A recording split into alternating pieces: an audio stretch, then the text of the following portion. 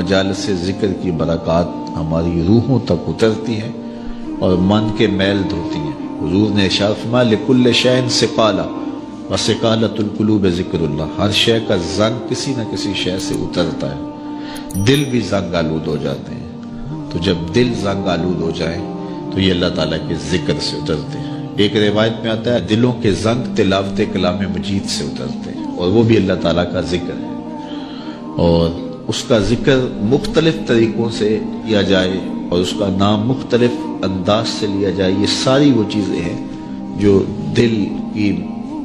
کی میل کچیل، دل کی غلاستیں، دل کی گندگیاں اتار دیتی ہیں اور دل مصفہ اور شفاف ہو جاتا ہے۔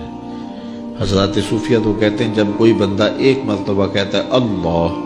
تو اللہ تعالیٰ اس کی طرف 70 مرتبہ نظر رحمت سے دیکھتا ہے، اور جب اللہ تعالیٰ کسی بندے کی طرف نظر رحمت سے دیکھتا ہے اس کے 70 گناہ جل کے راکھ ہو جاتے ہیں۔ تو اس لیے جب کوئی بار بار اللہ اللہ پکار رہا ہوتا ہے تو اللہ تعالیٰ کی رحمتوں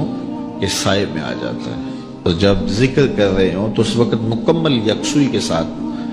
اس کی طرف متوجہ ہونا چاہیے، جس کو پکار رہے ہیں اس کی طرف یکسوئی کے ساتھ توجہ ہو، اور وہی ذکر حقیقی ذکر ہے۔ حضرت شیخ فرید الدین عطار علیہ رحمہ فرماتے ہیں ہر عضو بدن کا الگ ذکر ہے، زبان کا الگ ذکر ہے، آنکھوں کا الگ ذکر ہے، کانوں کا الگ ذکر ہے، ہاتھوں کا، پاؤں کا، دیگر اعضائے بدنیاں کا الگ الگ ذکر ہے۔ اللہ کی نشانیوں کو دیکھنا یہ آنکھ کا ذکر ہے، استماع قول حق یہ کان کا ذکر ہے، قرآن مجید کی تلاوت کرنا، اس کا نام لینا یہ زبان کا ذکر ہے، دکھیوں کی مدد کرنا یہ ہاتھ کا ذکر ہے، نیک مجالس کی طرف چل کے جانا، مسجد کی طرف سفر کرنا یہ پاؤں کا ذکر ہے۔ تو مختلف اعضائے بدنیاں کا مختلف ذکر ہے، اور ہر وقت جو ہے وہ ذکر کے اندر انسان لگا رہے اور رب کی یاد کے سائے میں اپنی زندگی گزارے۔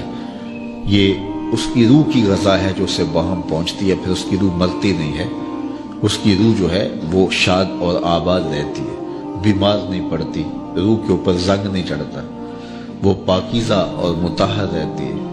تو مجھے اور آپ کو اپنی روح کا سامان کرنا چاہیے اور اللہ کا ذکر پوری یکسوئی کے ساتھ، پوری توجہ کے ساتھ، پورے انہماک کے ساتھ۔ ہمارے صوفیاء نقشبندیہ تو کہتے ہیں جب سالک کہے اللہ، تو جب یہ بندہ پکار رہا ہوتا ہے رب کو، تو رب بندے کی پکار کو سن رہا ہوتا ہے۔ یہاں ایک سوال بھی کیا جاتا ہے، کچھ لوگ ذکر مجرد پر یہ بات کرتے ہیں کہ جب آپ کہتے ہیں اللہ تو اس کے بعد کچھ نہیں کہتے، پھر کہتے ہیں اللہ، پھر کہتے ہیں اللہ۔ تو جب کسی کو پکارا جائے تو پھر اس کو غرض بھی بتائی جاتی ہے نا۔ آپ مجھے آواز دیں میرا نام لے کے تو میں متوجہ ہو جاؤں گا آپ کی طرف، تو پھر آپ مجھے کچھ کہیں گے نا کہ جناب ہم آپ کے پاس آئے ہیں ٹائم لینے کے لیے یا کوئی اور غرض کے لیے، کسی اور مقصد کے لیے، تو وہ آپ غرض بتائیں گے مجھے۔ تو اگر آپ مجھے آواز دیں، مجھے رضا ثاقب کہہ کے پکاریں اور میں آپ کی طرف توجہ پذیر ہو جاؤں، آپ پھر دوبارہ کہیں رضا ثاقب، تو میں پھر کہوں گا جی، آپ پھر کہیں، تو 2-3 بار کے بعد میں اکتا جاؤں گا کہ میاں بات بھی آگے کرو، مجھے پکار رہے ہو بار بار تو بتاؤ کیا کہنا ہے۔ تو کچھ لوگ اس پہ قیاس کر کے وہ کہتے ہیں جب پکارا جاتا ہے اللہ تو اس کے بعد تم اپنی غرض ہی بیان نہیں کرتے، پھر کہتے ہو اللہ، پھر کہتے ہو اللہ، تو کچھ کہو بھی نا۔ تو ہم اس کا جواب یہ دیتے ہیں کہ میں اس لیے پوچھتا ہوں کہ میاں کس لیے مجھے آواز دی ہے مجھے پتہ نہیں، اس لیے میں پوچھتا ہوں۔ لیکن جب بیٹا، بچہ ماں کو کہتا ہے امی، تو ماں کو پتہ ہوتا ہے اسے دودھ چاہیے، سردی لگ رہی ہے اسے لحاف چاہیے، اس نے واش روم میں جانا ہے، اس کی کیا ضرورت ہے۔ ماں کو پتر کی ضروریات کا پتہ ہوتا ہے، بیٹے نے صرف اتنا کہنا ہوتا ہے امی، آگے امی کو پتہ ہے اس کو کیا دینا ہے۔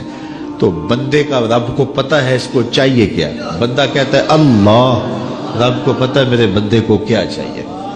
تو آگے کہنے کی ضرورت نہیں ہوتی، رب ساری جھولیاں بھر دیتا ہے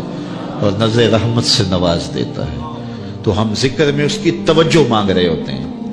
تو ہم اللہ کہیں تو قلب لا کھیلتے ہوئے دل سے کہیں تو برکات نصیب نہیں ہو پائیں گی۔ اس لیے ہم جب اللہ کہیں تو ہمارا رواں رواں اس کو پکار رہا ہو، ہمارے خیال ہماری سوچیں اس کی جانب ہوں، اور جب اللہ کہیں تو ساتھ ہی جھولی بھی پھیلی ہوئی ہو کہ اب مالک کی رحمتیں ہمارے اوپر اترے گی، تو پھر دیکھنا کہ ذکر کی لذتیں اور کیفیات کتنی نصیب